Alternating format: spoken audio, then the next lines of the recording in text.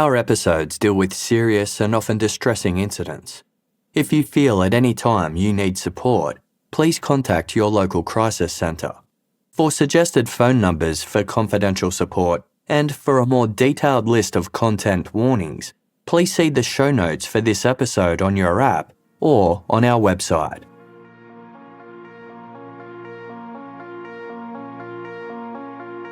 Saturday, August 10, 1963 was a stormy winter's night in Perth with heavy rain and thunder. But Carl and Wendy Dowd were heading out anyway to go to a party just a kilometre from their home in Dalkeith.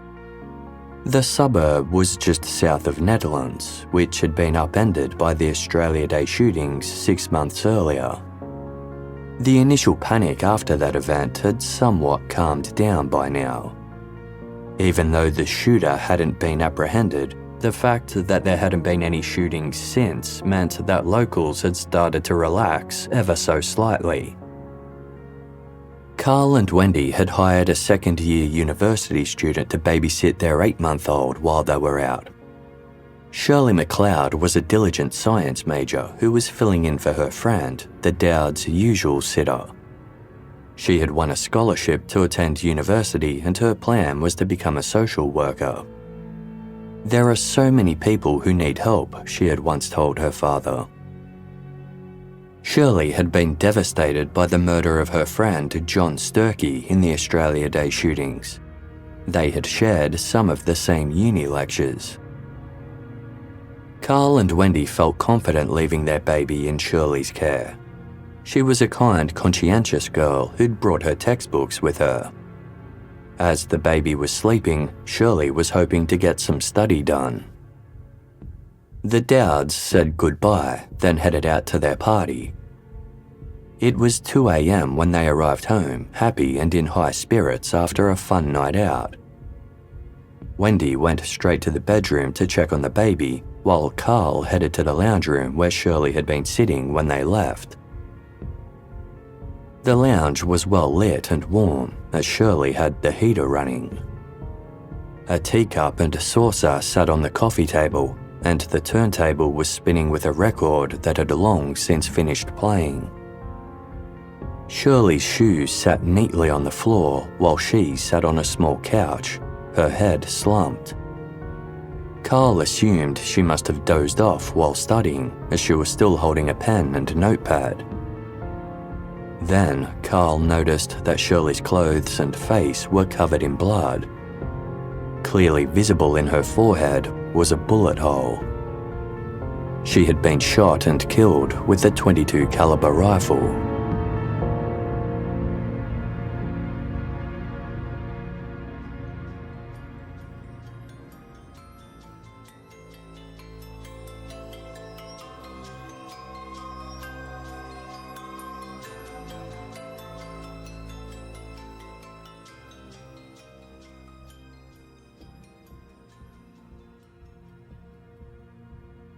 As Carl Dowd was struck by the shocking realisation that Shirley McLeod had been murdered, he was gripped by the terrifying fear that the killer might still be in the house. He raced to the bedroom where Wendy was tending to their 8-month-old son. He was awake and smiling, clearly unharmed. Carl told Wendy what had happened before quietly phoning the police. The Dowd family remained barricaded in the bedroom until help arrived. While the case couldn't be definitively linked to the killing spree in late January, investigating officers had their suspicions. The victims in all of the murders were random and had been targeted in homes. All had been killed with a single shot to the forehead from a .22 caliber weapon. Perth was still scarred by the Australia Day massacre, and the sudden re-emergence of the shooter sent the city into a new wave of panic. The killer was dubbed the Netherlands Monster.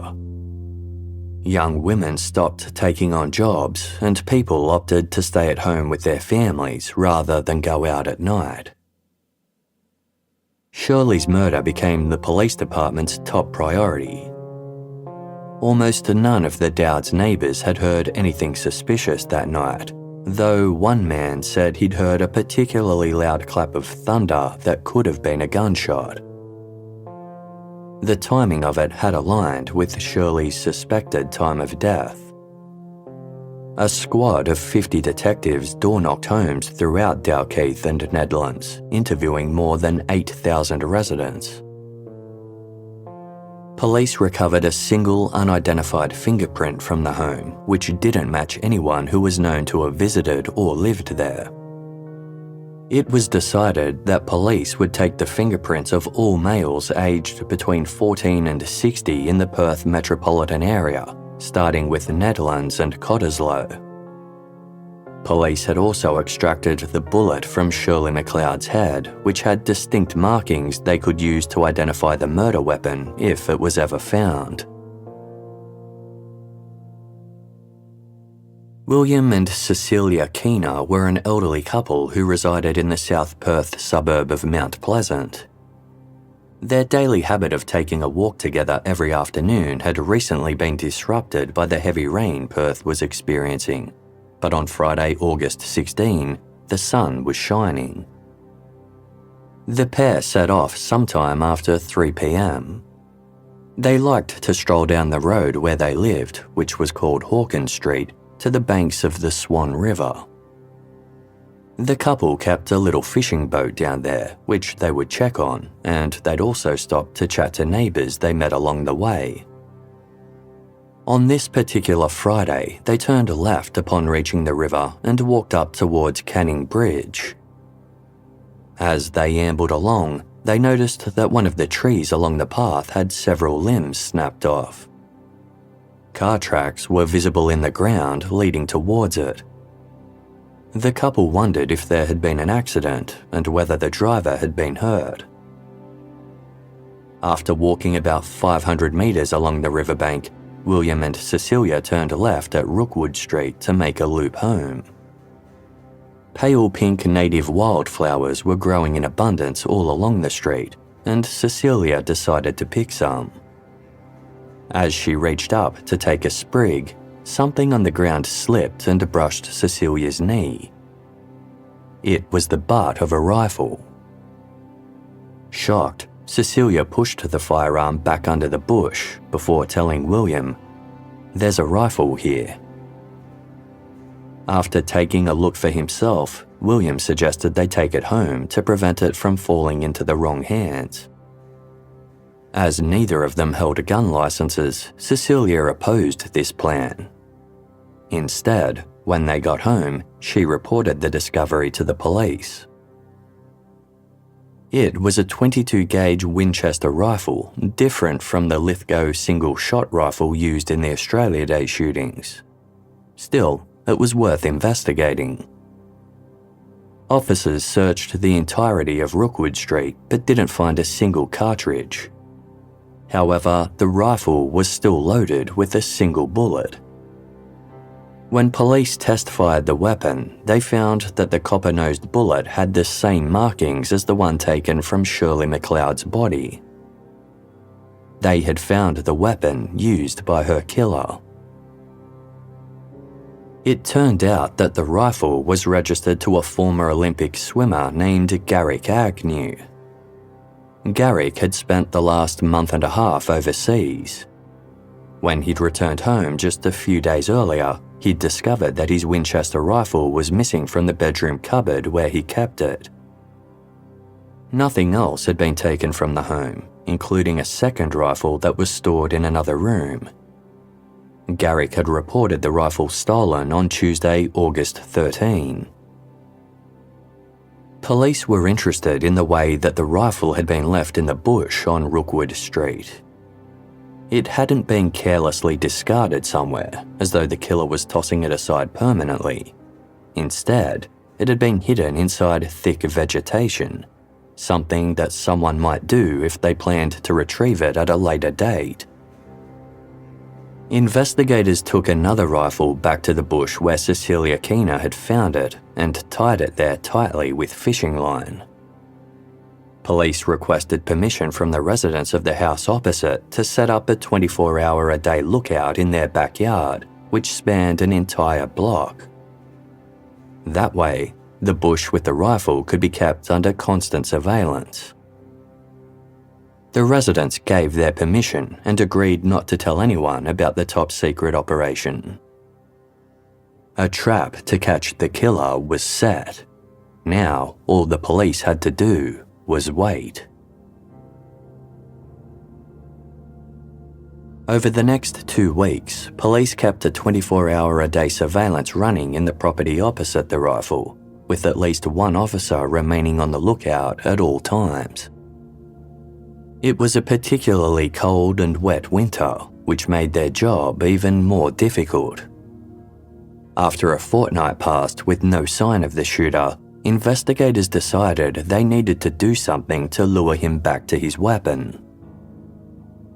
With the cooperation of local reporters, an article had been planted in multiple newspapers that stated police working the Shirley McLeod case would turn their attention to the suburb of Mount Pleasant by the end of the coming week.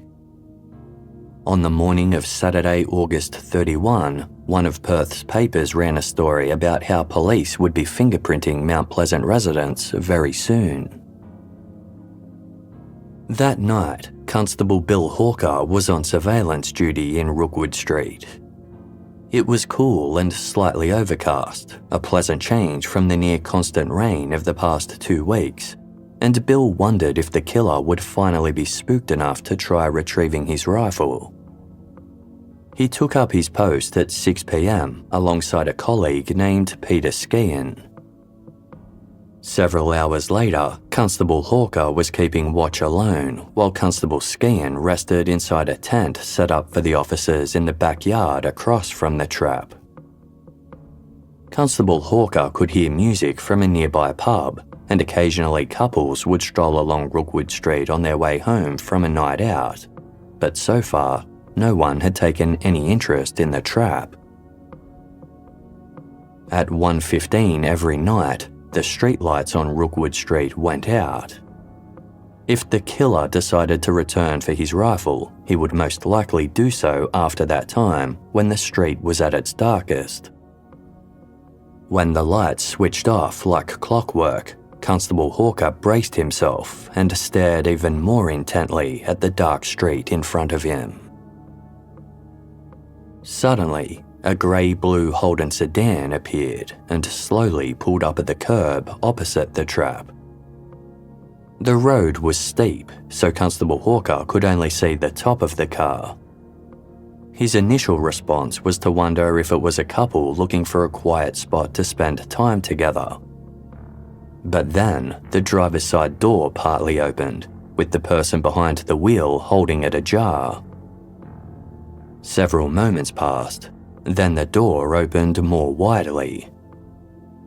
A man got out and stood still in the car's doorway. Almost certain that he was looking at their suspect, Constable Hawker rushed to the tent to wake his colleague. They had to act quickly. The rifle was tied to the bush, and the killer would surely flee if he went to retrieve it and discovered the trap. Nor did they want the killer to be armed by the time they were able to reach him. Constable Hawker leapt over the property's fence, closely followed by Constable Skean. Crouching down in front of the bush was a man wearing a heavy overcoat. As he heard the sound of the police officer's footsteps running towards him, he turned around to face them.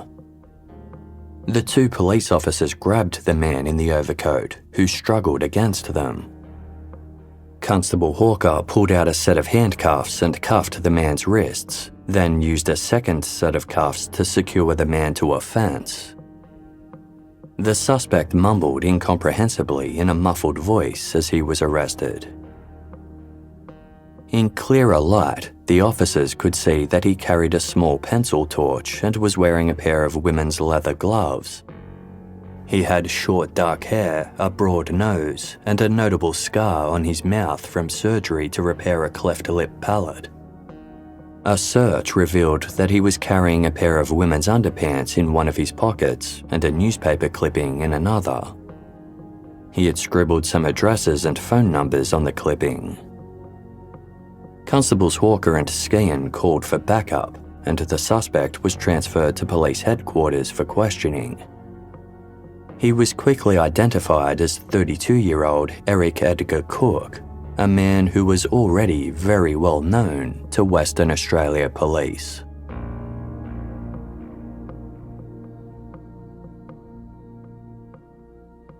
On Friday, October 15, 1948, Cooke had committed his first break-in at the age of 17.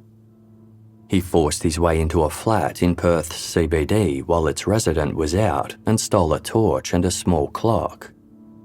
He also opened several bottles of wine and poured them all over the resident's clothing. When police later attended the crime scene, they found Cooke's fingerprints all over the empty bottles. Though they didn't match anyone in the system, they added the prints to their files. A few weeks later, Cooke broke into another home. Angry after he found nothing he wanted to steal, he trashed the property by pulling all of the clothing from the wardrobes and cutting it with a knife. He also slashed some bedding and a pillow before taking chocolate from the fridge and feeding it to the couple's pet goldfish. His final act was to start a fire in the living room. The resident returned to find his flat in flames, and although firefighters were able to save the home, the damage cost almost $20,000 in today's money. 2 weeks later, Cooke broke into another home and stole 20 shillings, an engagement ring, a watch, and a fountain pen. He later tossed the jewellery out of fear of being caught. Not long after that, at Christmas time, Cooke was asked by a friend to house-sit for her while she and her husband were away. Despite having a key to the property, Cooke smashed a window to cover his tracks and decided to set fire to the residence. He piled all of his friend's clothing on the bedroom floor, then coated it in fly spray as an accelerant. Yet, his plan ultimately failed when he couldn't find any matches. A week later, on New Year's Eve, Cooke celebrated the beginning of 1949 by breaking into an empty flat in the CBD. He used some cellophane and a candle that he found inside to light a fire. When the resident came home at 12:35 a.m., she found her bedroom completely destroyed by the blaze.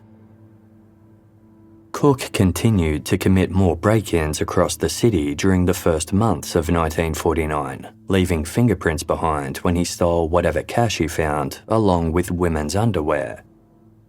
He also lit more fires at other addresses.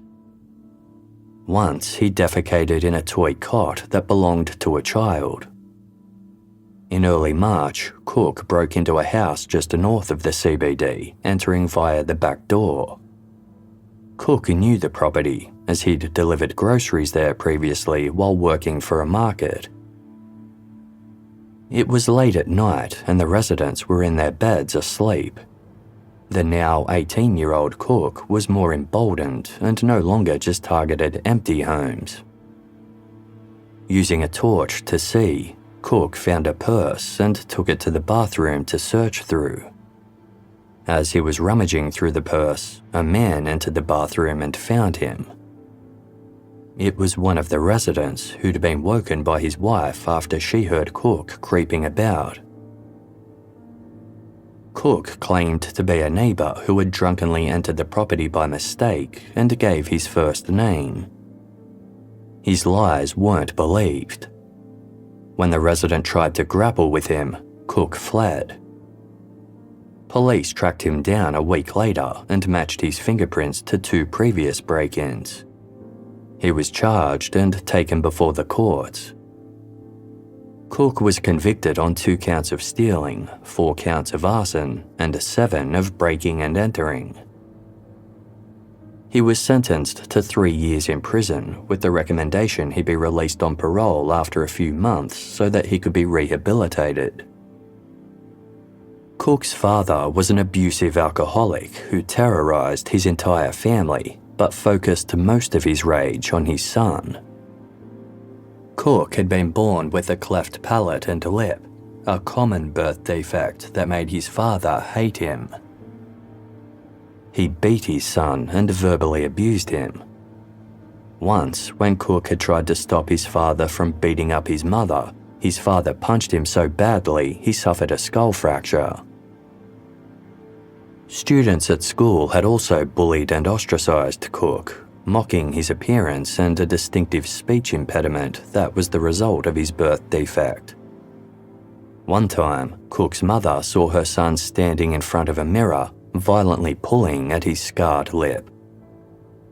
Desperate for an escape, Cooke had started wandering the streets of Perth and stealing from his teachers, neighbours and peers as a child.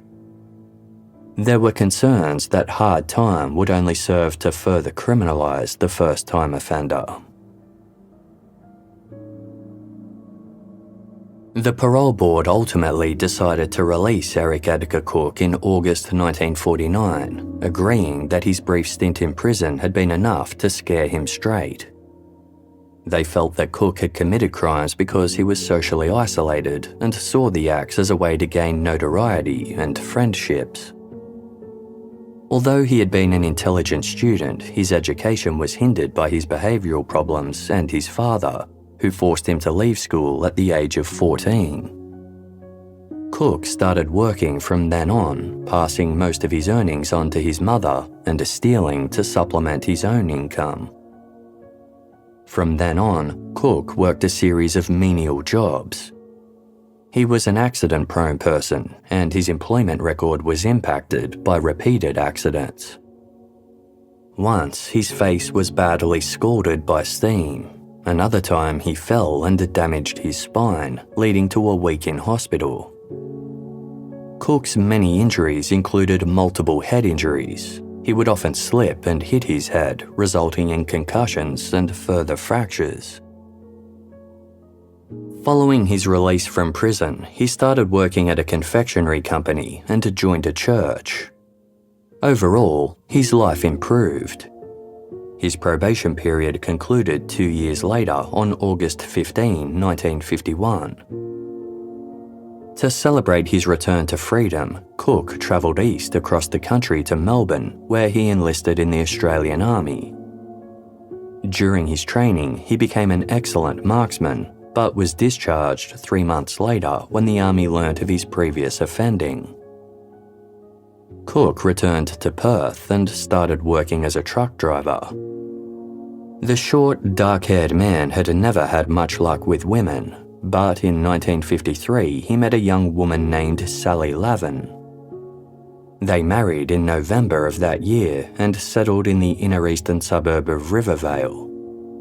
Less than 2 years later, the couple already had 2 sons. But Cooke's new law-abiding image and family man lifestyle didn't put a stop to his criminal activities. In 1953, he broke into the home of some fellow church members and stole from them. His fingerprints led to his arrest and he was placed on a good behaviour bond.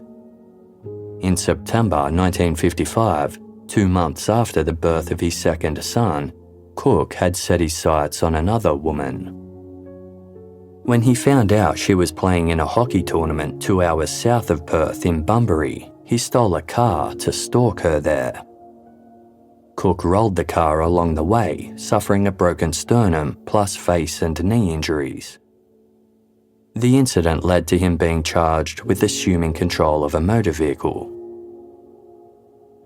Cooke was sentenced to 2 years hard labour for the theft, as well as an additional 6 months for breaking his good behaviour bond.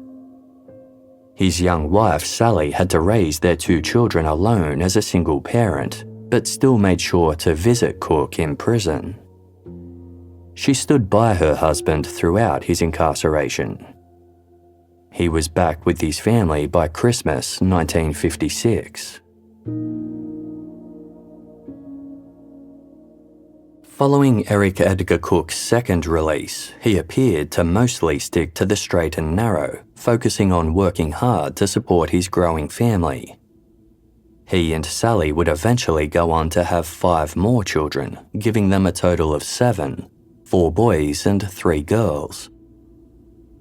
On Monday, January 25, 1960, Cooke's reputation was tarnished once again when he was arrested for loitering in a park in Lathlane, one of Perth's inner eastern suburbs. He was sentenced to a month's incarceration in Fremantle Prison. While there, police questioned him about a horrific murder that had been committed the previous month, the brutal killing of 22-year-old heiress and socialite Gillian Brewer. During Cooke's break-ins, he was known to steal women's underwear and masturbate with it. This deviant criminal history led police to label him a, quote, sexo, and wonder if he could be behind the young woman's murder. Cooke denied having anything to do with the crime, claiming he was home at the time, and his wife Sally supported this alibi. After that, Cooke was still occasionally cited by the police for peeping Tom and minor theft offences, but they never suspected him of murder. Not until more than 3.5 years later, in the early hours of Sunday, September 1, 1963, when he went to the suburb of Mount Pleasant to collect the rifle used to kill university student Shirley McLeod. Following Cooke's arrest, he was transferred to the Criminal Investigation Branch headquarters. He was chatty with the officers, readily admitting that he'd broken into some homes that night in the wealthy western suburbs of Claremont, Peppermint Grove and Mossman Park. He said he'd stolen more than £22 in cash from those properties. Cooke explained that he'd spotted the rifle a few days earlier while he'd been driving down Rookwood Street in his work truck. He'd stopped to adjust the truck's load and noticed that someone had stashed a rifle in some nearby bushes. Cooke had decided to come back to take it. His plan was to sell it to make some cash. He adamantly denied having anything to do with Shirley McLeod's murder 3 weeks earlier. He claimed that he'd been at a bowling alley until 8 p.m, then he went straight home and stayed there for the rest of the night. 2 sergeants were dispatched to Cooke's home, where they explained to his wife Sally that he had been arrested for breaking and entering. They had a search warrant and they wanted to ask her a question. Where had her husband been on the evening of Saturday, August 10? Sally Cooke told them the truth. He had been out until very late that night. Back at the Criminal Investigation Branch headquarters, Eric Cooke was told that his wife was refuting his alibi. He flatly refused to believe this, instead demanding that Sally be brought in to see him. Officers obliged, and Sally was taken into the interrogation room where her husband sat. When she told him that she had in fact made the statement, he asked her why. "Because it is the truth, Eric, and you know it," Sally replied. "What do you think I should do now?" Cooke asked. Sally told him that decision was his to make. Not long after this, Cooke borrowed a pen from a detective and began to write. On Saturday, August 10, Cooke had left home at 12:30 p.m. and spent the afternoon bowling in East Perth. Later that night, he drove in his car to Cottesloe, then got out and wandered around on foot. When he spotted a fancy-looking house, he walked in and helped himself to some coins lying around. He opened up a wardrobe and saw a rifle, which he took along with a packet of bullets. Cooke then drove to Dalkeith. By now it was pouring rain, while thunder rumbled across the sky. Cooke claimed that he must have blacked out at this point, because the next thing he knew he was trying to exit a house with the rifle in his hand. He felt as though he must have fired the weapon, and when he learnt the next day about the murder of Shirley McLeod in Dalkeith, he knew he was responsible. Investigators didn't believe Cooke had blacked out for a second. However, they had their confession, and their case was bolstered by a cartridge case recovered from Cooke's car. The case matched the rifle used to kill Shirley McLeod. Late on Sunday, September 1, police charged Eric Edgar Cooke with murder. As Western Australia still had capital punishment in 1963, Cooke was looking at a death sentence. Although the rifle didn't match the firearm used in the Australia Day killing spree 8 months earlier, investigators had always suspected that whoever was behind Shirley's murder committed those crimes too. They just needed to prove it. Over the following days, they spent hours and hours with Cooke, questioning him about his other crimes. Just as he'd initially done when arrested, Cooke openly admitted to breaking into homes throughout the western suburbs, but denied anything to do with the other murders. On the morning of Tuesday, September 3, 3 officers took Cooke on a tour past the Netherlands and Cottesloe addresses where John Sturkey, George Walmsley and Brian Weir had been shot. Cooke's uncomfortable body language left no doubt in the officers' minds that he was responsible.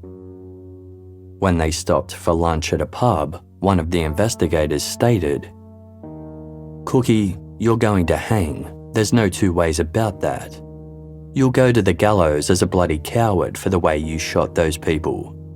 Your wife and your kids are going to be reading history about you as a cowardly mongrel who went to the gallows without letting the people know exactly what you've done. So, what are you going to do, Cookie? Go there like that? Or go there like a bloody gentleman?" With that, Cooke indicated that he was ready to make another confession. He took the officers on another tour through Perth, this time explaining everything he'd done on Saturday, January 26. A police photographer accompanied them, snapping pictures at each location. First, Cooke guided the group to a home in the suburb of South Perth, where he'd stolen a cream and yellow Holden from. The vehicle had been parked in the garage with the keys in the ignition, a common practice in Perth at the time. Cooke used the car as his means of transport on the night in question, then returned it to the garage after. The car's owner hadn't even realised it had been taken, let alone used in the notorious crime spree. The Winchester single-shot rifle Cooke used on Australia Day was also stolen. He'd found it in a wardrobe while robbing a home in Cottesloe. It had taken the owner 5 months to realise it was missing, as he rarely used it. It was only when police were asking all gun owners to hand over their rifles for examination that he discovered it was gone. Cooke took the officers through his actions at each separate crime scene, explaining how he'd attacked each victim. He'd first set his sights on Rowena Reeves and Nicholas August, who he spotted in a parked car. Cooke had initially intended to observe them as a peeping Tom, but then he felt another urge come over him.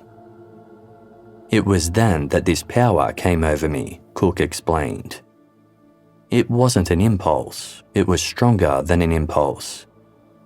It was as though I was God, and it was like a mantle or like a cloud came over me, and I must use that." He fired at Rowena and Nicholas, injuring them as they sped away. He then broke into Brian Weir and John Sturkey's respective homes and shot them in their beds. Finally, Cooke rang the doorbell of George Walmsley's home and shot him as he answered it. All of the victims were random. Cooke described his mood as follows: "I felt as though I was God or some person who was untouchable, just having that rifle in my hand and doing what I had done, and I felt that no power could stop me." When asked why he'd attacked people at all, he replied, "I just wanted to hurt somebody." After he'd finished, he pulled over on the Narrows Bridge, which connects South Perth to the rest of the city, and tossed the rifle into the Swan River below. police divers were able to retrieve the rifle from the river. It was still there 7 months later, buried beneath 10 centimetres of silt. Cooke was charged with 2 additional counts of murder for John Sturkey and George Walmsley, 1 count of attempted murder for Nicholas August, and 1 count of unlawful wounding for Rowena Reeves. From there, the floodgates opened. Cooke began talking more and more about other crimes he'd committed over the past 5 years, with an intricate level of detail. He said that he'd broken into about 250 houses. After his early arrests, where fingerprints led to his arrest, he'd started wearing a pair of leather gloves. He also stayed quiet so that no one would hear his distinctive, muffled-sounding voice. While he sometimes struck on weeknights, he typically offended on weekend nights because that was when he had time to himself, free from work and able to escape the demands of his family. He would wander the streets of Perth after dark, walking through residential areas and back laneways all night long, sometimes not returning home until morning. Cooke could often remember exactly what he had taken from each house and what he'd done while he was there. Often he would steal cars too. As many people left their cars unlocked with the keys in the ignition in those days, it was all too easy for Cooke to hop into a vehicle, take it for a joyride, and either discard it or return it later. Detectives followed up at the addresses Cooke claimed to have burgled. Some of the burglaries could be confirmed from reports made or the victim's own recollections. Others came as a complete surprise to the residents, who had been entirely unaware that there had been a prowler in their home or that anything had been taken. Yet, Cooke was able to describe their floor plans, furnishings, and decor in great detail. He could name particular locations in the house where money had been hidden away or left out in the open. Of the roughly 250 burglaries Cooke had detailed, he was ultimately charged for 20. Cooke said that he'd sometimes done other things while trespassing in other people's homes. Cooke watched women through windows, broke into their houses, and stole their underwear. He was fixated with young women, angry with how rejected he felt by them, and seeking a kind of vengeance against people who didn't even know him. In the early hours of Wednesday, November 26, 1958, he had assaulted a 15-year-old girl named Molly McLeod after she woke during his burglary. Cooke had admitted to more assaults of women within their own homes. He was behind the attacks against Alex Donkin, Carmel Reed, and Anne Melvin. These women all survived, but others hadn't. Cooke confessed to the unsolved murders of Penina Berkman and Lucy Madrill. The former came as a shock. Police had been certain that Penina's then boyfriend was behind her killing. Cooke said he'd broken into Penina's flat halfway through 1958 and had robbed her. He returned 6 months later armed with a knife stolen from a home in Wembley in Western Perth. Cooke claimed he'd been searching Penina's dressing table when he knocked something over and woke her. She screamed and he jumped on her, forcing his heavy weight down and strangling her with his hands. Penina tried to scratch him, which was when Cooke pulled out the knife and stabbed her. He later threw away the knife after fleeing the scene. Just as he'd done with Penina Berkman, Cooke had broken into Lucy Madrill's flat previously before returning and taking her life. He was able to take police to her home and explain every step of what he'd done and how her body was left. While taking another trip with detectives through the streets of Bayswater, Cooke had admitted that he'd tried to hurt women in other ways. He pointed out a spot where he'd run 20-year-old Glennis Peake down in a stolen Holden sedan. His description of the stolen car, where it was dumped, and the damage to it all matched the facts of the case. Cooke ultimately admitted to all of the mystery hit-and-runs that had stumped investigators for years. In total, he had run down 7 girls and young women between 1958 and 1960. Cooke's newfound willingness to talk was at odds with his earlier reticence when admitting to his violent crimes. After one conversation that took place about a week and a half after his arrest, an investigator asked if there was anything else on his mind he felt like talking about. "Yes," said Cooke. "I have committed 2 crimes for which 2 men are now serving a sentence of imprisonment."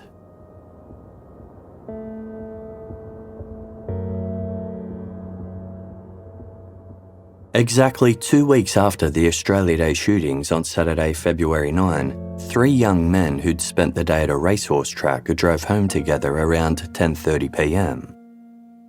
Despite the fear that was gripping Perth, the young men had enjoyed their evening immensely, with the driver, 21-year-old Barry Hanson, winning several bets that he'd placed. They were planning on having one final beer together when they reached one of their homes, but Barry noticed something as they headed along Stubbs Terrace in the western suburb of Shenton Park. Lying a few metres left of the road in some sand was what looked like a bundle of clothing. Slightly unnerved by the sight, Barry asked his 2 friends if they'd seen it. They hadn't. "It looks like a body," Barry said. He decided to find a wider spot up ahead where he could safely make a U-turn and then drive back by the clothing to check everything was okay. About 60 metres up the road, they reached a hospital. Barry pulled into its driveway to turn around, then slowly drove back down Stubbs Terrace.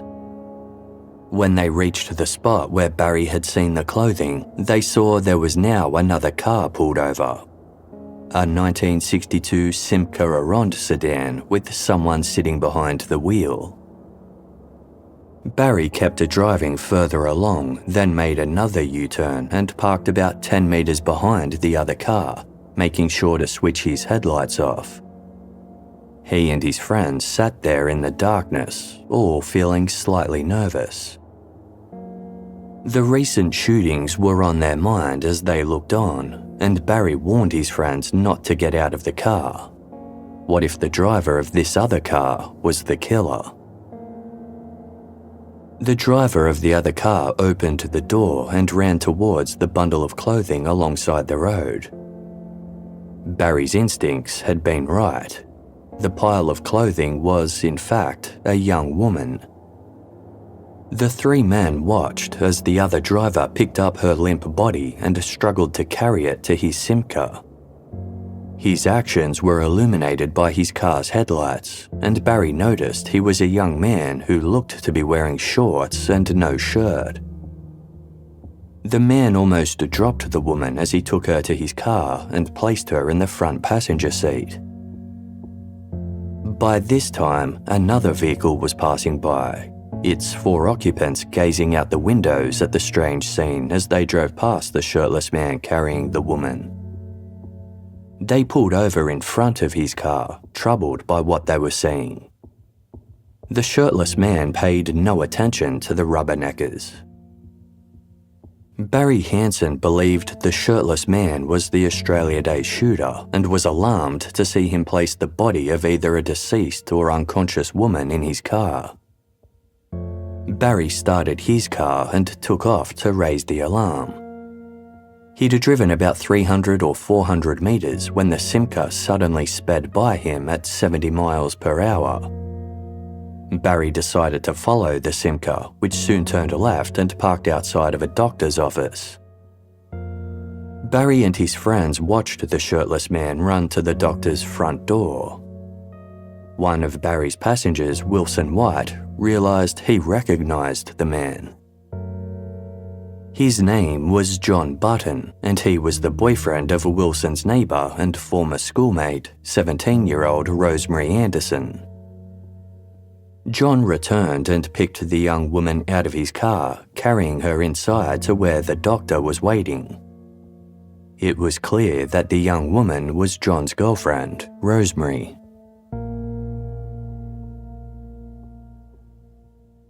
John Button had told the doctor, who was Rosemary's general practitioner, that she had a deep cut over her eye that was bleeding heavily. Dr. Joseph Quinlivan examined Rosemary and could tell that she had been struck by a vehicle. The cut on her forehead and the fact that her pupils weren't equal indicated a head injury. The doctor also believed she'd sustained damage to her chest. Rosemary was unconscious, her pulse was racing, and she was struggling to breathe. Her thighs, knees, and hips were covered with abrasions. Dr. Quinlivan noticed that John had blood smeared on his bare chest and his hands. There was also some blood on his trousers, which were rolled up to resemble shorts. After treating Rosemary as best as he could, the doctor called for an ambulance and the police. Rosemary was transferred to Royal Perth Hospital, arriving at 11:35 p.m. She was found to be deeply comatose and unresponsive to painful stimuli. Doctors worked on her for a couple of hours, but just as she was transferred to another ward, Rosemary suddenly stopped breathing. Efforts to resuscitate her failed, and at 2:30 a.m. she was pronounced dead. Meanwhile, John Button was being questioned by 2 traffic officers. He told the police that that day was his 19th birthday and he'd spent the entire day with Rosemary celebrating. John's parents were out that night, leaving him and his younger brother alone at their family residence in Subiaco, an inner western suburb of Perth. Late into the evening, John and Rosemary had gone out to pick up fish and chips to share with John's brother. While they were eating the meal back at John's house, Rosemary had reached for John's piece of fish. John had loudly told her off, mistakenly thinking it was his brother taking the fish, not Rosemary. Hurt by his angry words, Rosemary had left to walk home alone at around 10:30 p.m. John got into his car and followed after his girlfriend. He repeatedly tried to talk to her, pulling up alongside her on the road as she walked, but Rosemary refused to speak to him. John said he'd begged her to get in his car so he could drive her home, to no avail. Finally, John stopped trying and parked his car, turning off the ignition and watching as Rosemary walked away and around the corner to Stubbs Terrace. After waiting several minutes and smoking a cigarette, he started the car up and decided to try again, heading left onto Stubbs Terrace as Rosemary had done. There, he found Rosemary lying unconscious by the road with a head wound. John believed she was the victim of a hit and run and had quickly decided to take her to her doctor to get help. The police noted there was significant damage to the front left side of John's car and it was dotted with spots of blood. In the back seat was a girdle and a pair of stockings. When asked what had happened to his car, John claimed he'd been in an accident with another car a few weeks earlier. He said that Rosemary always took off her stockings when she rode in his car because she didn't want to get ladders in them. But he stammered as he gave his explanation and seemed nervous. John was interrogated for 6 hours and provided a lengthy, detailed statement maintaining his version of events. Detectives didn't believe him. They thought a fight over fish and chips sounded ridiculous and suspected something else had caused the young couple to argue that night. They believed John and Rosemary had likely been fooling around in the back of his car, hence why her undergarments were on the back seat. Perhaps Rosemary had wanted to stop, and that was why she'd gotten out and left on foot. Angered, John had followed his girlfriend and ran her down in a rage. Maybe he hadn't intended to hit her. Maybe he'd just planned to scare her but got too close by mistake.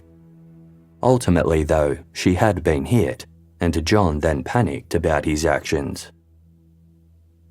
Detectives continued to interrogate John and started getting physical with him as their frustration grew. They punched the 19-year-old several times, but all John could focus on was Rosemary, so he asked if they knew how she was doing. "Oh, she's dead," the detectives informed him. Rosemary had passed away a couple of hours earlier at the hospital. John became sick after learning this and went to the bathroom to throw up. "What have I done? It was all my fault," John said. "Do you mean she was struck by your car?" the detectives pressed. No longer caring what happened to him, John replied, "Yes."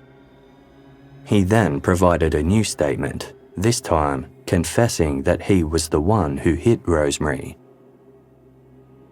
John abandoned the story about the fish and chips, instead saying they'd argued after playing strip poker. Rosemary had removed her stockings and girdle as part of the game, and then John had tried to fondle Rosemary's breasts. This caused her to storm out. John had grabbed her undergarments and tossed them into his car before driving after her. After repeatedly trying to speak with her while she walked home, he'd decided to scare her by pretending he was going to hit her. As Rosemary walked on the left side of Stubbs Terrace, John drove towards her at 35 miles per hour, or just over 56 kilometers per hour. Before he could realize what had happened, the left side of his car struck Rosemary with a loud crunch. John would later renege his confession, explaining that he'd been through intense questioning, and in his extreme grief he'd felt responsible, as it was his mistake of shouting at Rosemary that led to her refusing a lift from him. He was compelled to tell a story that sounded more believable to the police. The reason Rosemary's undergarments had been in his car was because they'd had sex there earlier that evening. John hadn't wanted to tell anyone that, as he wanted to protect Rosemary's reputation. He had adored Rosemary, and the two had been planning to get married. Despite all of this, John Barton was tried less than 3 months later and convicted of manslaughter. He was sentenced to 10 years with hard labour. Months after John was convicted, confessed spree killer Eric Edgar Cooke told investigators that he was in fact responsible for the murder of Rosemary Anderson. Cooke said that at around 8:30 on the night of Saturday, February 9, he had stolen a brand new two-tone green Holden from a home in South Perth. He drove to the city, then west, through the affluent suburbs he particularly liked to prey on. At around 10 p.m, he was heading along Stubbs Terrace in Shenton Park when he noticed Rosemary Anderson walking alone on the side of the road. All night, Cooke had been feeling a desire to hurt someone rise inside him, and he decided Rosemary would be his victim. He continued driving past the teenager, then did a U-turn and drove straight at her at 40 miles per hour, or just under 65 kilometers per hour. Rosemary didn't make a sound as the front right-hand side of the car struck her. She was thrown onto the bonnet, struck the sun visor that jutted out over the Holden's windscreen, then rolled off onto the side of the road. Cooke continued driving, turning right down a side street, then left, before parking. He got out to survey the damage. There was an obvious dent on the bonnet and a few spots of blood which he wiped away with a handkerchief. After about 5 minutes, Cooke got back in the car and drove back to the crime scene. He passed a couple of cars headed in the other direction on the way. When he reached the spot where he'd hit Rosemary, he saw no sign of her. Cooke figured somebody must have found the girl and taken her to the hospital. He kept driving east, heading towards a large public garden known as Kings Park. Cooke turned left onto a roadway called May Drive and abandoned the vehicle. The entire drive was lined with memorial trees in honour of fallen Australian soldiers, and Cooke decided to drive into one. He reduced his speed to 20 miles per hour, or 32 kilometres per hour, and drove directly at a tree, further damaging the car. Cooke got out, walked for a distance, then caught a taxi home. After he took detectives through a step-by-step process of the night in question, he completed a handwritten confession about the crime. He concluded it with the words, "My reason for running down the girl was just to inflict injury and pain on her. I never knew her. The reason I left this statement until I were arrested on other matters was, first, when it happened, I didn't want to be charged with this crime. Second, now that I have been arrested on other matters and have so much more against me, this bit can't hurt me, and I'd like to see an innocent person like John Button free." Even though this random attack against Rosemary Anderson would be in keeping with Cooke's previous hit-and-runs, detectives weren't buying his confession. When Cooke had pointed to the spot on the ground where Rosemary's body had lain, he was out by a few metres. Then, when they took Cooke to May Drive and asked him to point out the tree he'd driven into, he was unable to. He chose a tree that was actually several trees away from the location where the Holden had been found. After the car was discovered smashed into the tree back in February, it had been returned to its rightful owner. Following Cooke's new claims, investigators went to inspect the vehicle but found none of the damage to the bonnet that he'd described, although it had been repaired after its recovery. Detectives also found some of Cooke's other details to be at odds with the actual events. Rosemary had been hit at around 10:45 p.m, not 10 p.m. Some items belonging to her were found some distance from where Cooke said that he'd struck her, and his descriptions of where he'd been when he spotted Rosemary then drove towards her did not align with where Rosemary was found. As one investigator told him, "Considering the pace you say you were travelling and the distance you say you covered from the time when you first saw her to where you say you hit her, it appears impossible that these circumstances could have occurred." Cooke became confused, stating, "I don't understand it. I am sure I killed her." Not long after he had written his confession, Cooke penned a retraction, in which he put his vivid recollection of killing Rosemary Anderson down to an overactive imagination. Quote, "By reading all the available papers on this crime and remembering where it took place and the person involved, I were able to describe what I believe I did. Having read some books, I get so engrossed in them that I project myself and believe I'm the person in those books. Having given further thought to my admissions to the detectives, I'm now of the opinion that I couldn't have been the person associated with the death of Rosemary Anderson." As Cooke's certainty about this confession waned, so too did his belief in another admission that he'd made. The vicious and violent murder of 22-year-old socialite and heiress Gillian Brewer on Saturday, December 19, 1959, had sent shockwaves through Perth. The young woman had been struck with a hatchet and stabbed with scissors while asleep in her bed, with Perth's coroner calling it the worst murder he had ever seen. Investigators hadn't linked it to the spate of break-ins or other murders of women. After a 19-year-old deaf, non-verbal man named Daryl Beamish came to the police's attention for other offences in 1961, detectives began to suspect him of Gillian's murder. Daryl had a difficult life in which he faced discrimination and social exclusion due to his disabilities. He was described as having the verbal understanding of a 7-year-old and communicated via signing and using his fingers to spell out words. Daryl was close with his family, who knew him to be gentle and kind, but struggled to make friends with other members of the community. In turn, he didn't always act appropriately, with some reports that he would rush up to girls at a local cinema in an attempt to get close to them. Daryl later befriended a young woman named Anne who lived at Brookwood Flats, the same Cottesloe apartment complex where Gillian Brewer had lived.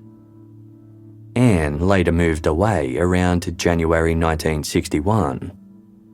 As Daryl couldn't telephone her due to his disabilities, he began hanging around the flats in search of someone who might know where he could find her.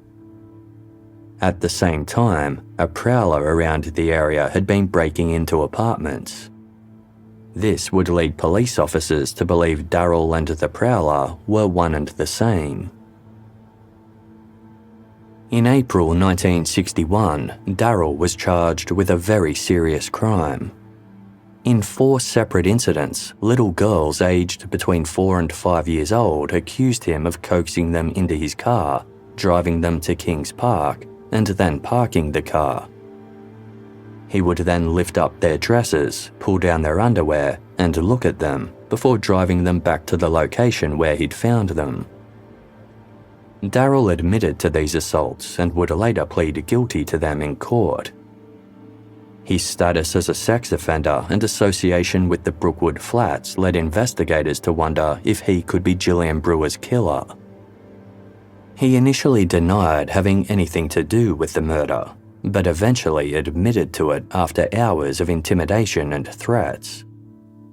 His written confession was made by copying down the written answers that the detectives provided.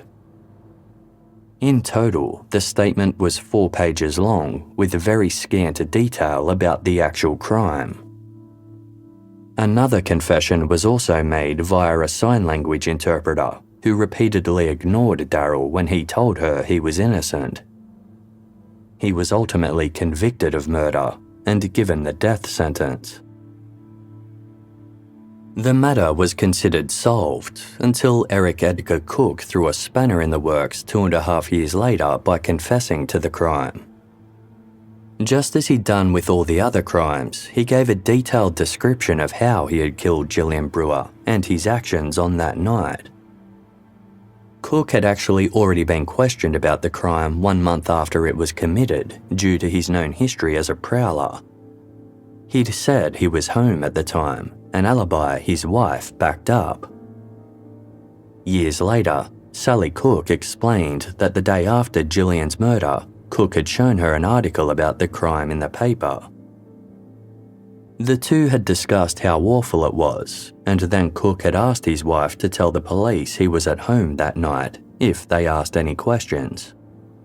He explained that due to his prior convictions for prowling, they would try to pin it on him.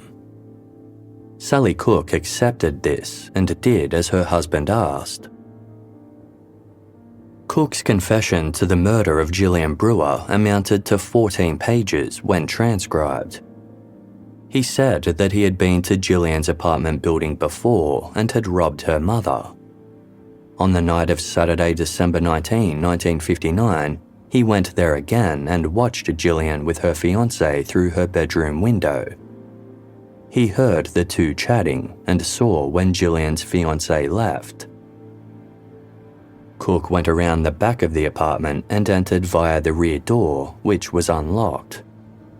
As he pushed the door open, he heard a scraping sound on the cement floor.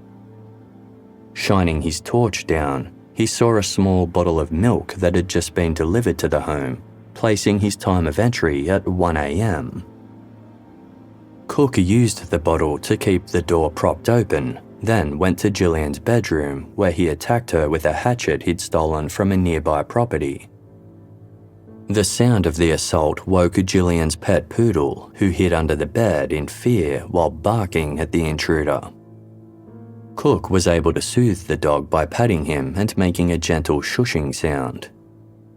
A neighbour had verified hearing Gillian's dog briefly bark at this time.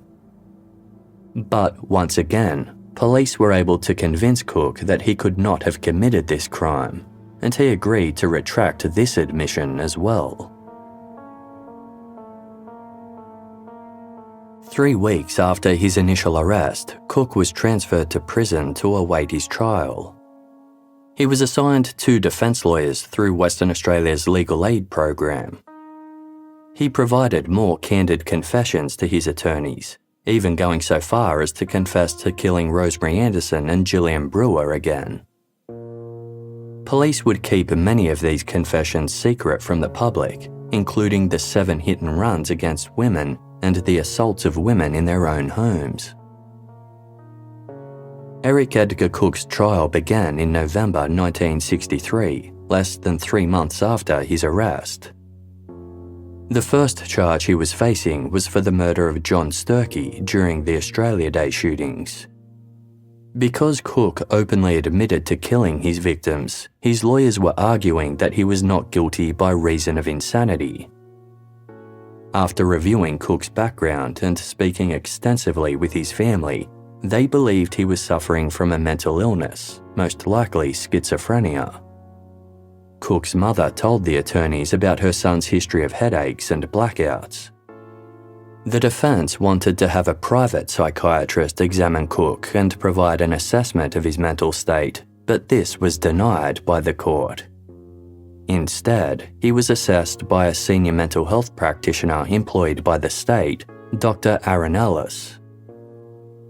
Dr. Ellis found no indication that Cooke was suffering from delusions, a symptom of schizophrenia, nor that he lacked the ability to control his actions. In fact, Dr. Ellis pointed to the lengths Cooke had gone to in order to conceal his responsibility, such as wearing gloves and discarding weapons. These were not the actions of someone who wasn't in control. Cooke had also been able to maintain the facade of being a good husband and father, and worked hard to provide for his family. His total lack of remorse for his crimes was concerning, but not an indication of insanity. Instead, it was more likely the consequence of a, quote, psychopathic character disorder, such as antisocial personality disorder. Dr. Ellis believed Cooke's criminal behaviour was the result of a long-simmering resentment towards society at large. In superficial encounters, he presented as polite, compliant, and passive. Beneath that surface image was a self-obsessed man who wanted to vent his rage against those who he perceived as rejecting or wronging him. He often chose victims from well-off areas because they represented the people he believed had rejected him. Cooke himself had always lived in working-class suburbs. Quote, I think this man's antisocial reactions can be traced back to his early childhood and his resentment at having been born with a hair lip and cleft palate. The children at school picked on him and he regarded himself as the freak of the family. His persistent stealing, arson, and finally murders all seemed directed towards satisfying his craving for power over others. Cooke harboured particular resentment towards women, who made up the majority of his victims. He was both traumatised by his father's violence towards his mother and angry at the women he perceived as rejecting him socially and romantically. His wife Sally would later tell Perth journalist Brett Christian, Eric wasn't really insane. He had a grudge against society. He saw his mother beaten up. He didn't know how to relate to women. The trial lasted just 3 days, and it only took the jury of 8 men and 4 women 1 hour and 5 minutes to reach a verdict. Guilty. Eric Edgar Cooke would be sentenced to death by hanging for the murder of John Sturkey. This sentence meant that the prosecution would not be pursuing the other murder and criminal charges against Cooke. Cooke ordered his attorneys not to file an appeal, even though they were still concerned about his mental state.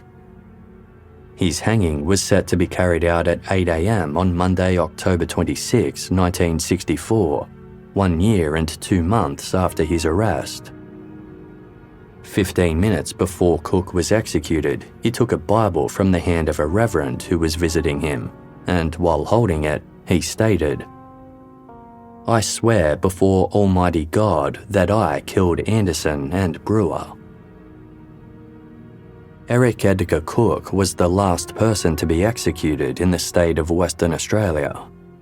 The death penalty was later abolished in 1984. Cooke had repeatedly confessed to the murders of Rosemary Anderson and Gillian Brewer during his incarceration. He'd written statements detailing those crimes and signed affidavits. But neither the police nor the judiciary believed him, instead thinking he was just trying to delay his sentence. However, the truth was there were multiple issues and inconsistencies with their cases against the two men who had been convicted of those crimes. John Button tried to appeal his manslaughter conviction, citing Cooke's confession as new evidence. His appeals failed, and he served 5 years of his 10-year sentence before being paroled. He struggled to put the pieces of his life back together, grappling with grief and an intense guilt for not being able to prevent Rosemary's murder. The young couple had been planning to get married when Rosemary turned 18.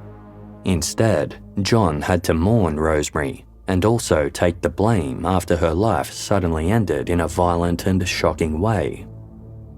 Rosemary's parents and many of John's friends cut him off, believing he was guilty. He was still desperate for his name to be cleared, so he wrote to everyone he could think of who might be able to help. John did this for 3 decades with no success. He eventually married and had 2 children, but still felt stuck, haunted by grief and injustice. John sunk into a deep depression. He attempted suicide multiple times and had to be admitted for psychiatric treatment. The aftershocks of Cooke's crime would continue to be felt by John Button's wife and 2 children, who also suffered the consequences of John's trauma. John's story eventually caught the attention of Perth journalist Estelle Blackburn. She had been in her early teens when the night caller stalked the city and had experienced the same fear as other residents after the Australia Day shootings. She was so terrified that she refused to use the outhouse at her family home after dark in case the shooter was lurking nearby. 3 decades later, in 1991, Estelle was at a dance where she had a chance encounter with John Button's brother, Jim, who told her that his brother had been wrongfully convicted for a crime actually committed by Eric Edgar Cooke. Estelle didn't believe Jim at first, as she had a strong faith in the police and the justice system. But she began digging into the case out of curiosity. Estelle met with John and was intrigued by his story. Through her contacts, she was able to access all of the police files about the Cooke and Button cases, which had been archived decades earlier and never made public. While trawling through the files, Estelle stumbled across confession after confession made by Eric Edgar Cooke, admitting to countless violent crimes across Perth. Through these statements, Estelle Blackburn was able to track down other victims and hear their stories firsthand. She spoke to the 7 women who'd survived Cooke's hit and runs. All of the stories matched up. Estelle believed their stories were deliberately withheld from the public, as they would make the case against John Button far weaker, and police did not want to undermine his conviction. She continued digging over the next 6 years, and her efforts uncovered a brand new witness who had never been interviewed before, a man who had been out riding his Vespa scooter with his girlfriend on the night Rosemary Anderson was killed. Doug Wilkie had been riding along Stubbs Terrace, the street where Rosemary was run down, when a light-coloured Holden sped up behind them. Doug also sped up to put some space between them, but the Holden pursued, its engine revving. Doug knew the driver wanted to run them down. Suddenly, another car appeared ahead of them. This new witness prompted the Holden driver to slow down, and Doug was able to get away. This story seemed to back up Cooke's claim that he was in the area looking for victims. Estelle Blackburn wound up writing a book about the case titled Broken Lives. It was published in 1998 by Brett Christian, who owned the Perth community publication Post Newspapers. Broken Lives led to renewed interest in the old case, and soon lawyers were offering to represent John Button pro bono. An American crash test expert was brought in and conducted a series of tests using a dummy and the same models of Holden and Simca that Cooke and John had been driving, respectively. Via these tests, the expert was able to determine that the damage to John's car was inconsistent with having hit a pedestrian, as it was too low down on the bumper. There was no dent on the bonnet where Rosemary would have fallen. Meanwhile, Cooke's description of how Rosemary's body was struck and fell when hit by the Holden he was driving was entirely accurate. Eventually, 4 years after the publication of Broken Lives, John Button's conviction was quashed in 2002. The following year, he was awarded $460,000 by the state as compensation. John Button's exoneration paved the way for Daryl Beamish to file his own appeal. He had originally been sentenced to death for killing Gillian Brewer. However, this sentence was subsequently reduced to life in prison, and Beamish was ultimately released after 15 years. While many across Perth breathed a sigh of relief after Daryl's conviction for the horrific murder, those who knew him well were uneasy. Although Daryl was a convicted sex offender, there was a belief that these crimes had stemmed from his childlike manner and repressed curiosity about sex. He wasn't known to be at all violent or aggressive, as Gillian's killer clearly was.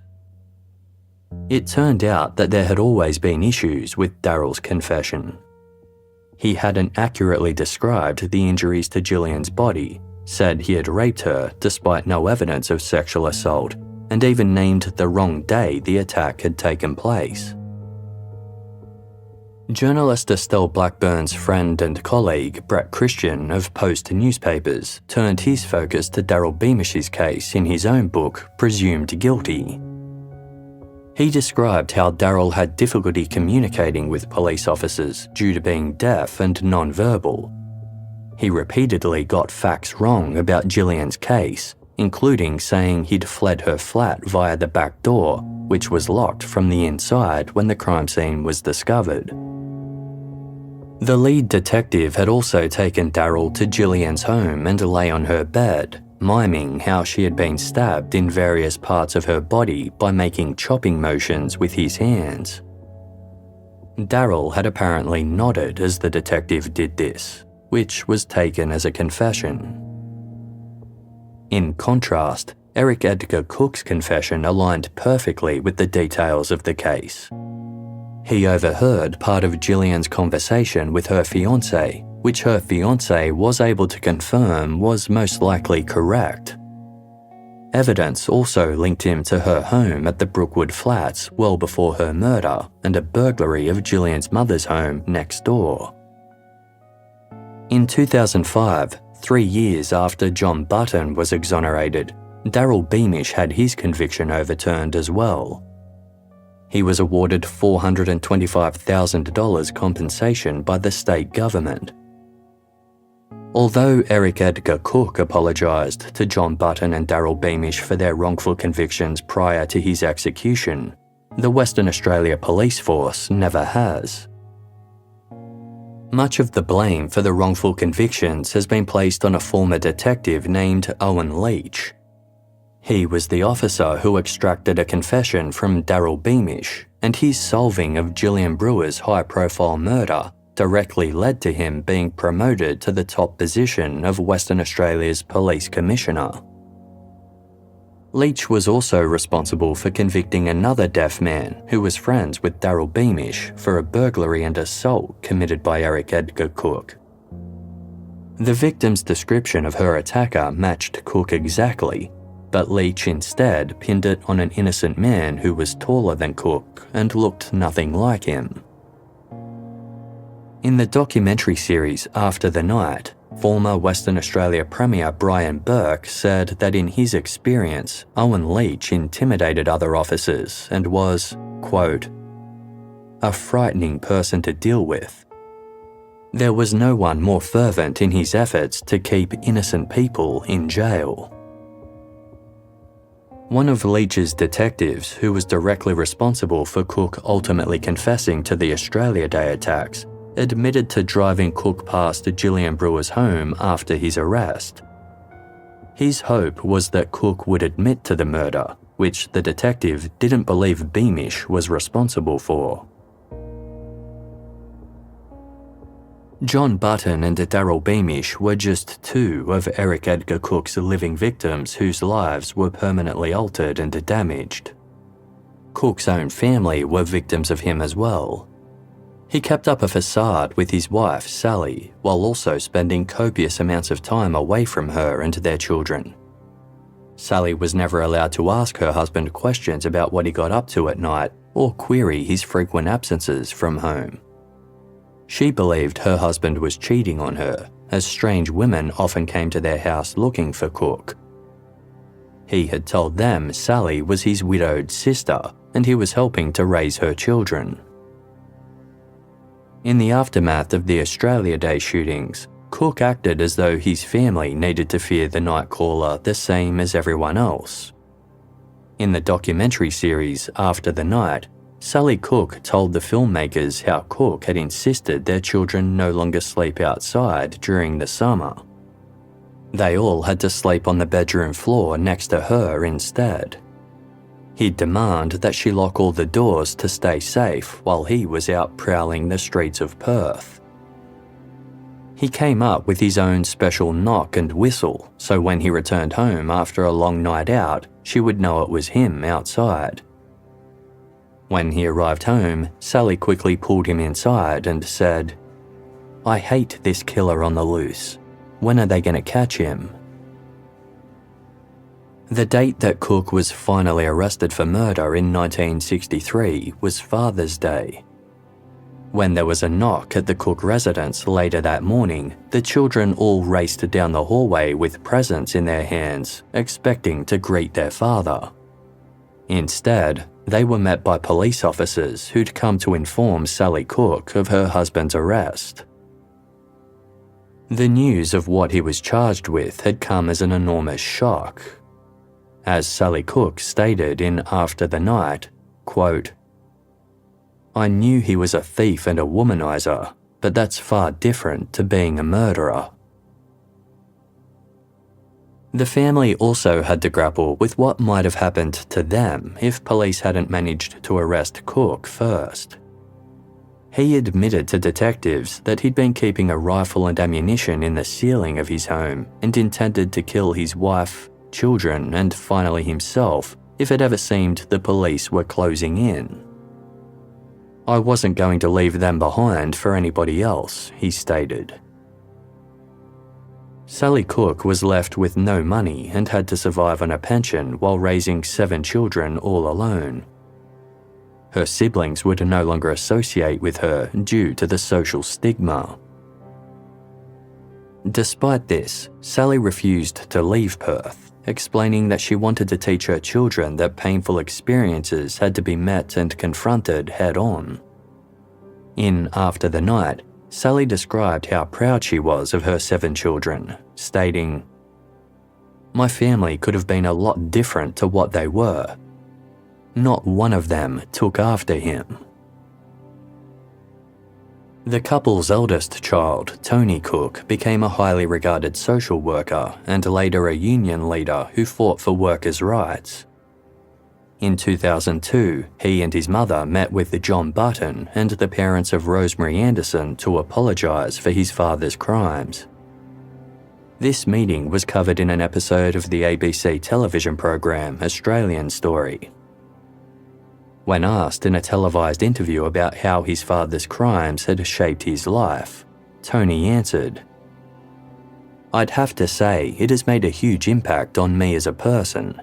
It guides me in what I do. It's formed my values and my attitudes. It's given me the conviction that what I should be doing is working towards a more positive society, the sort of society that doesn't breed people like my father." Tony Cooke passed away in 2018, followed by his mother Sally 1 year later in 2019.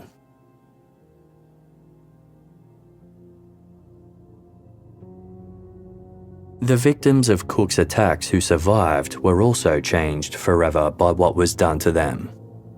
Some suffered permanent or temporary physical disabilities and brain damage. Many battled post-traumatic stress in the months and years after their assaults. Their goals and ambitions changed. Some relocated and moved away from their homes. A sense of safety, freedom, and security was taken from them. Even victims of Cooke's burglaries who had no idea they'd been robbed until later notified by the police have had to live with knowing they'd had a close brush with the notorious murderer. Others faced different battles when they realised they would never get their day in court. According to Estelle Blackburn's book, Broken Lives, hit-and-run victim Jill Connell only realised who was behind her attack after her mother read an early headline about how Cooke had lived nearby. She immediately suspected he must have been Jill's attacker and followed it up with the police. The police confirmed their suspicions, and Jill was overjoyed to finally know what had happened to her. However, her relief turned to despair when investigators told her Cooke would not be trialled for her crime. Jill wanted the vindication of a public trial so everyone would know who had hurt her. The hit and run left Jill with significant scarring, physical pain, and emotional trauma. When she initially told her friends that her case was solved and Cooke was responsible, they hadn't believed her. This further traumatised victims like Jill, who were left with a feeling of injustice. Journalist Estelle Blackburn has argued that police never publicised Cooke's confessions about assaulting women in their homes because they didn't want the public to make the connection between Cooke and Gillian Brewer's murder. This was in keeping with their decision to keep Cooke's hit-and-runs a secret so he wouldn't be suspected of Rosemary Anderson's murder. Just as she had done with those cases, Estelle Blackburn tracked down the survivors who had been assaulted in their homes. One of these was Molly McLeod, who had been 15 years old when Cooke hit her over the head while robbing her family's home, concussing her. For 30 years, the McLeod family had believed Molly had simply fallen out of bed, until Estelle Blackburn uncovered Cooke's confession and reached out to Molly's father. Police hadn't just concealed Cooke's non-fatal crimes. For years, they had believed that Cooke's first murder victim, Penina Berkman, was killed by her boyfriend, who subsequently left Australia for Greece. After Cooke provided a highly detailed admission to the crime, they accepted that he was the true culprit. But they never charged him with Penina's murder, and nor did they notify any of her family members that the case was solved. At the time of her murder in 1959, Penina had an 8-year-old son named Mark. She and Mark had relocated to Perth from Melbourne after Penina and her Polish-born husband divorced. On the night of his mother's murder, Mark had been staying at a friend's house for the school holidays. He never understood the truth of what happened to his mother, and the next 4 years of Mark's life remain a blur to this day. His father took Mark back to Melbourne, and the pair later relocated to Israel. In the documentary series After the Night, Mark described his grief as follows. "All of a sudden, you lose a mother. One day you see her, the next day you don't. And you don't know the reason, and it doesn't really matter. I see it as a private holocaust. It only belongs to me." In 2004, Mark visited Australia to see some extended family members. A cousin told him about the book Broken Lives and how it told his mother's story. Mark got hold of a copy and was stunned to learn the truth. It was the first he'd ever heard about what happened to his mother and who was responsible for taking her life. The family members and friends of Cooke's 7 other murder victims have been dealt a life sentence as well. Countless individuals have had to grieve loved ones under the most painful circumstances and live in a new reality that was far more terrifying than the one they knew before. This loss of innocence was felt more broadly by the entire city of Perth, which was fundamentally different after Cooke. Even though Cooke's crimes are now more than 60 years old, some long-time residents still have first-hand memories of his reign of terror. As Estelle Blackburn stated in the 2020 documentary After the Night, quote, "All these years on, there are still all these people who carry the scars of the crimes of Eric Edgar Cooke.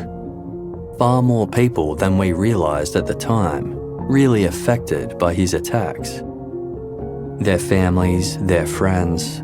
There are a lot of people still in Perth who sleep with a light on at night."